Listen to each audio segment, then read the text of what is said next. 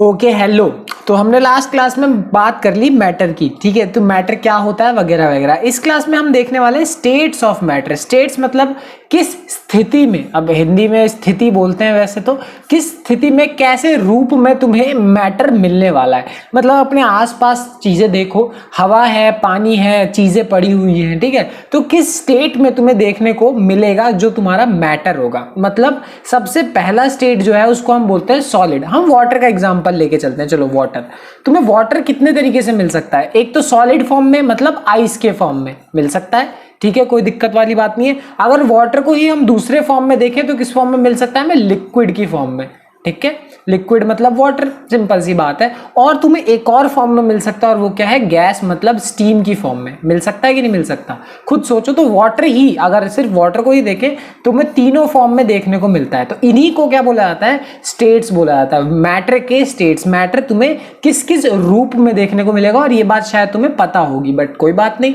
ये होता है सॉलिड, ये है लिक्विड, और ये क्या है, गैस। समझ में आ गई, सिंपल सी बात, कोई दिक्कत वाली बात ही नहीं है। तो सबसे पहले हम बात करने वाले हैं सॉलिड स्टेट के बारे में। अब सॉलिड स्टेट की क्या क्या खूबियां होती हैं, कैसे कैसा ये होता है। सबसे पहली चीज क्या है, हैव डेफिनिट शेप। मतलब इनका जो शेप होता है वो डेफिनिट होता है। मतलब सेब का शेप ऐसा ही होता है, एक टेबल का शेप ऐसा होता है, एक मॉनिटर का शेप ऐसा ही होता है। इसकी शेप जो होती है वो जैसी है वैसी ही रहती है। वो बात अलग है, तुम तोड़ फोड़ के अगर उसको अलग कर दो तो बात अलग है, बट उसकी जो शेप है जैसी रहती है वैसी ही रहती है, उसकी शेप कभी भी चेंज नहीं होती है। तो बड़ी ही नॉर्मल सी बात है। अगर हम अगली बात सुने तो अगली बात क्या है, हैव डिस्टिंक्ट बाउंड्रीज। मतलब इनकी जो बाउंड्रीज होती है वो एकदम डिस्टिंक्ट होती है, प्रॉपर होती है। अब खुद सोचो, एग्जांपल के तौर पे ये क्यूब ले लो। अब इस क्यूब की जो बाउंड्रीज है वो एकदम क्या होती है, परफेक्ट है, एकदम परफेक्ट बाउंड्रीज है, ठीक है ना, एकदम कोई दिक्कत वाली बात नहीं है। अब तुम पार्क बना रहे हो तो पार्क भी एक तरीके से सॉलिड होता है ना, उसकी एक बाउंड्री, ये वाली बाउंड्री,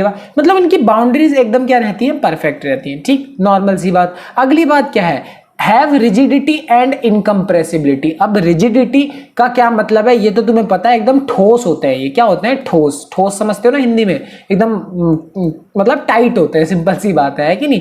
बट कंप्रेसिबिलिटी का क्या मतलब है, कंप्रेसिबिलिटी का एकदम सिंपल सा एग्जांपल मैं तुम्हें बताता हूँ। स्पॉन्ज लो। अब स्पॉन्ज को तुम अपने हाथ से दबा देते हो, वो एक तरीके से कंप्रेस हो जा रहा है कि नहीं, वो एक तरीके से उसको तुम दबा के कम कर सकते हो। बट क्या तुम ऐसा हथौड़े के साथ कर सकते हो, थॉर के हैमर के साथ, या फिर इनमें से किसी भी चीज के साथ ऐसे उसे कंप्रेस कर सकते हो क्या, नहीं, नो, ना के बराबर, बिल्कुल ही ना के बराबर उस चीज को तुम कंप्रेस कर पाओगे। यानी जो सॉलिड्स होते हैं उनको तुम कंप्रेस नहीं कर सकते, बिल्कुल भी कंप्रेस नहीं कर सकते। वो रिजिड होते हैं, क्या होते हैं, ठोस होते हैं, सिंपल सी बात ये है, ठीक, कोई दिक्कत वाली बात नहीं है। अगली बात मेरी सुनो। अगली बात क्या है कि ये क्या होता है, इनके पास डेफिनेट वॉल्यूम होता है। क्या होता है, डेफिनेट वॉल्यूम होता है। इसका क्या मतलब है, डेफिनेट वॉल्यूम का मतलब, जैसे एग्जांपल के तौर पे बॉटल ले लो, ठीक है, दारू वारू की बॉटल है, तुम्हें अच्छी बॉटल पी रखनी चाहिए, खैर तो मान लो जैसे ये वाली बॉटल 1 लीटर की है, तो क्या कल उग के ये वाटर 2 लीटर की बन जाएगी क्या, ऐसा होगा, नहीं होगा। मतलब जो सॉलिड्स की वॉल्यूम रहता है, मतलब आज ही 1 लीटर का है तो कल भी 1 लीटर रहेगा और परसों भी 1 लीटर रहेगा, इसका वॉल्यूम चेंज नहीं होता, चाहे तुम कुछ भी कर लो। समझ में आ गई बात, तो ये बात बिल्कुल सेम रहती है। तो सॉलिड स्टेट की ये सब खास बातें हमने डिस्कस कर ली। अब जरा ध्यान से सोचो कि अब हम सॉलिड स्टेट में कुछ एक्सेप्शंस के बारे में बात कर रहे हैं। मतलब एक्सेप्शंस मतलब ऐसा जो भी हमने सॉलिड से बना है थोड़ा सा अलग होंगे। जैसे कि रबर बैंड का एग्जांपल ले लो। अब मैंने बोला इनकी जो शेप होती है वो परफेक्ट होती है, इनकी शेप चेंज नहीं होती। बट अगर जरा तुम ध्यान से सोचो, रबर बैंड एक ऐसी चीज है जिसको तुम यूज ही उसके शेप चेंज होने की वजह से ही करते हो। क्या करते हो, उसको खींच के लंबा चौड़ा और आराम से तुम कर सकते हो। यानी तुम इसकी शेप चेंज कर सकते हो अगर तुम इसमें ताकत लगाओ तो क्या इससे सॉलिड नहीं रहता, नहीं, ऐसा कुछ नहीं है। ये अभी भी एक सॉलिड है, नो प्रॉब्लम, ये अभी भी एक सॉलिड है बिल्कुल। बट ऐसा कभी भी नहीं होगा, ऐसा बिल्कुल भी कभी भी नहीं होगा कि तुम इसको क्या बोलने लगो कि अगर तुम इसकी शेप चेंज करते हो तो सॉलिड ना बचे, ठीक है। हाँ, थोड़ा सा अलग है ये, बिल्कुल पहले जैसा नहीं है, बट हाँ ये अभी भी क्या है, एक सॉलिड बिल्कुल है, ठीक है। अगली बात, एक और एक्सेप्शन जिसके बारे में अभी मैंने बताया, स्पॉन्ज, अब मैंने बताया तुम्हें स्पॉन्ज को तुम दबा के उसको कंप्रेस कर सकते हो, ये बात तुम्हें मालूम है, बर्तन वर्तन धोते टाइम स्पॉन्ज यूज किया जाता है, बट उसको कंप्रेस करने के बिहाइंड एक रीजन है, और वो रीजन क्या है कि उसके अंदर ना ऐसे छोटे छोटे एयर वो होते हैं, मतलब हवा जाने की जगह होती है, यानी जब तुम ऐसे उसको दबाते हो तो उसमें से हवा बाहर निकलती है और इसलिए वो क्या हो जाता है, कंप्रेस हो जाता है। तो है ये भी सॉलिड ही, ये भी अभी भी क्या है, सॉलिड है, बट ये थोड़ा सा डिफरेंट सॉलिड है, इसके अंदर हवा भरी हुई है, ठीक है, यानी ये भी सॉलिड है और ये भी सॉलिड ही है, ठीक है, कोई दिक्कत वाली बात नहीं, कहीं तुम सोचो ये कुछ और ही हो दुनिया से अलग, ठीक। अगली चीज क्या है, salt and sugar take the shape of container, जो सॉल्ट और शुगर होते हैं वो कंटेनर का शेप ले लेते हैं। अब जैसे तुमने नमक रखा या फिर सॉल्ट रखा, वो जिस डिब्बे में रखते हो उसके जैसा शेप पकड़ लेता है, नहीं पकड़ लेता, क्या इसका मतलब सॉल्ट या शुगर सॉलिड नहीं है? वो सॉलिड है, अगर तुम उनके क्रिस्टल्स को जरा ध्यान देखो, उसके दाने अगर ध्यान से देखोगे तो कहीं ना कहीं वो सॉलिड है, बिल्कुल सॉलिड है, ठीक है। तो बस डिब्बे में उसका शेप आ जाता है, इस वजह से उसको सॉलिड बोले तो ये बात गलत होगी, ठीक है ना। वो सॉलिड है, डिब्बे में वो इसलिए आता है क्योंकि बहुत सारे छोटे छोटे मिलके एक डिब्बे में उसके जैसा शेप पकड़ लेते हैं। समझ में आ गई बात?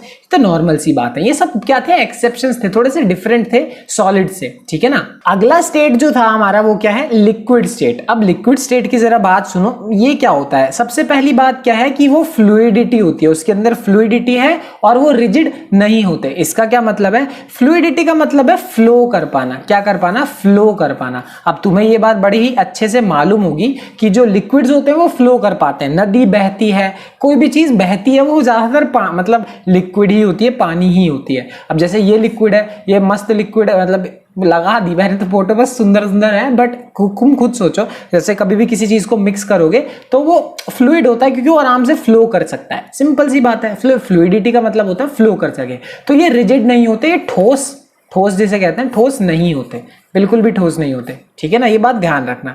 तो ठोस नहीं होते, कहीं तुम सोच में रहे हो कि भाई ठोस होते हैं, नहीं ऐसा कुछ नहीं है। हाँ, अगली चीज क्या है, हैव लो कंप्रेसिबिलिटी, ये बहुत इंपॉर्टेंट बात है। अब जो सॉलिड्स थे उनको तुम कंप्रेस नहीं कर सकते थे, जैसे एक स्पॉन्ज को कर पा रहे हो तो उसको कंप्रेस नहीं कर सकते तुम, बट अगर हम लिक्विड की बात करें तो लिक्विड को भी तुम ज्यादा कंप्रेस नहीं कर सकते। मतलब मान लो ये कोई लिक्विड था, उसको मैंने दबा के ऐसे कंप्रेस करने की कोशिश करी तो बहुत ज्यादा कंप्रेस नहीं कर पाया, देखो बहुत ही कम उसको कंप्रेस कर पाओगे, बहुत ज्यादा कंप्रेस कर पाना लिक्विड को नॉट पॉसिबल है। तो बहुत ही लो कंप्रेसिबिलिटी होती है, कर सकते हो सॉलिड से थोड़ा ज्यादा कंप्रेस कर सकते हो, बट इतना भी ज्यादा नहीं कर सकते। समझ में आ गई बात? अगली चीज जरा ध्यान से सोचो, अगली चीज क्या है, no definite shape and boundaries, इसकी खुद की कोई शेप नहीं होती, कोई भी शेप नहीं होती और कोई बाउंड्री नहीं होती, कहीं पे भी कैसे भी फ्लो करता रहता है, इधर से उधर बहता रहता है, ठीक है। तो ना कोई शेप है ना कोई बाउंड्री है।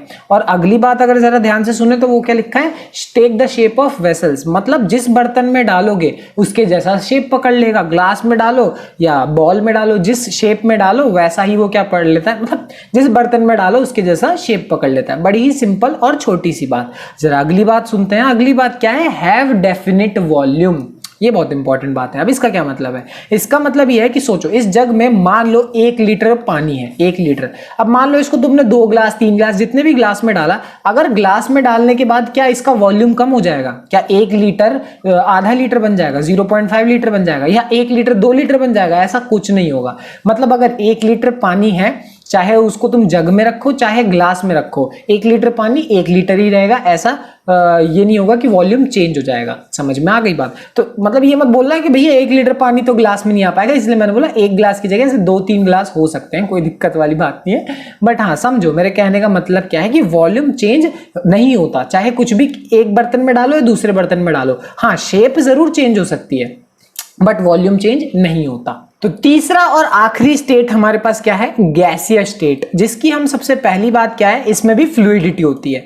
जैसे वाटर में फ्लूइडिटी होती है, लिक्विड्स में फ्लूइडिटी होती है, वो फ्लो कर सकते हैं, इधर से उधर आराम से मूव कर सकते हैं। गैस में उससे भी ज्यादा फ्लूइडिटी होती है, जो गैस है वो इधर से उधर तो बड़ी आसानी से मूव करता है कि नहीं? तुम खुद सोचो, गैसेस तो बने ही मूव करने के लिए, हवा बहती है क्यों, चलती है पवन वगैरह वगैरह, तो गैसेस तो बने ही फ्लूइड है, मतलब फ्लो करने के लिए, इधर से उधर मूव करने के लिए बने हैं। समझ में आ गई बात। अगली बात जरा ध्यान से सोचो, ये क्या है, हैव हाई कंप्रेसिबिलिटी। हाई मतलब इसका क्या मतलब है कि जब तुम गैस को कंप्रेस करने जाओगे तो उनको कंप्रेस करना क्या होता है, वेरी इजी होता है, काफी इजी होता है, और उनको बहुत ज्यादा स्तर तक, बहुत ज्यादा उनको कंप्रेस किया जा सकता है। तुम खुद सोचो, तुम्हारे घर में जो एलपीजी सिलेंडर आता है या फिर कोक की बोतल ले लो, कोक की बोतल आती है, उसके अंदर हवा क्या हो रखी होती है, कंप्रेस करके ही डाली हुई होती है कि नहीं। यानी खुद सोचो, गैसेस को कंप्रेस करना इज वेरी इजी, उनको कंप्रेस करना काफी ज्यादा क्या होता है, आसान होता है, कोई दिक्कत वाली बात ही नहीं है। ठीक, अगली बात क्या है, हैव नो डेफिनेट बाउंड्रीज। ये बड़ी इंपॉर्टेंट बात है। अब जैसे कि सॉलिड्स के अंदर एक डेफिनेट बाउंड्री थी, लिक्विड्स में नहीं थी, वैसे ही सॉलिड की भी खुद, गैसेस की भी कोई खुद की बाउंड्री नहीं है, जहां मन करे वहां फैल जाता है, जैसे फैलना चाहे वैसे फैल जाता है, इसकी कोई खुद की बाउंड्री नहीं होती। ठीक है, जैसा मन करे जहां जाना चाहता है जाता रहता है, कोई दिक्कत वाली बात ही नहीं है। अगली बात क्या है, इनकी खुद की कोई शेप नहीं होती, कोई भी शेप इसकी नहीं होती। मतलब सॉलिड की ये खुद की शेप है, ना ही लिक्विड की खुद की शेप है और ना ही गैस की खुद की शेप है। मतलब जैसी हवा बहेगी वैसा इसका शेप हो जाएगा, कोई उसका शेप हो ही नहीं सकता, है ना। तुमने कभी देखा एकदम मस्त शेप में हवा बह रही हो ऐसा तुम देखोगे नहीं कभी। ठीक है, आखिरी चीज क्या है, हैव नो डेफिनेट वॉल्यूम। इसका क्या मतलब है, अच्छा ये जो देख रहे हो हवा उड़ रही है, इसमें से ऐसे ऐसे ऐसे निकल रही है। अब होगा क्या कि इतने से, मतलब वो उतनी सी हवा इस छोटे से बॉटल में भी थी और उतनी सी हवा देखो पूरे हवा में भी फैल गई, देखो पूरे के पूरे उसमें भी फैल भी गई। ठीक है, इसके कहने का मतलब क्या है, एग्जाम्पल और देता हूं मैं। तुम्हारे घर में एलपीजी सिलेंडर है, एक बार खोल दो, मत खोलो वैसे, पर अगर तुम खोलोगे तो क्या होगा, पूरे घर में गैस ही गैस बह जाएगी। जो हवा उतने छोटे से सिलेंडर में भरी हुई थी वो पूरे तुम्हारे घर में फैल गई। मतलब उसका वॉल्यूम उतने छोटे से सिलेंडर में भी आ सकता है और पूरे तुम्हारे घर में भी आ सकता है। तुम परफ्यूम का एग्जांपल उठा लो, तुम परफ्यूम तुम्हारी छोटी सी बॉटल में आता है, स्प्रे मारो पूरे घर में फैल जाएगा।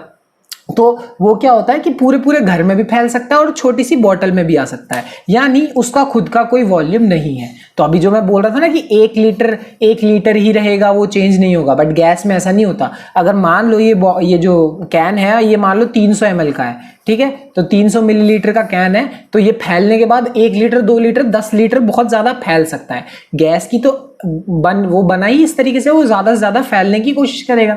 समझ में आ गई बात। तो ये चीज है, गैस डिफरेंट है, सॉलिड डिफरेंट है और लिक्विड डिफरेंट है। इजी पीजी बात एकदम।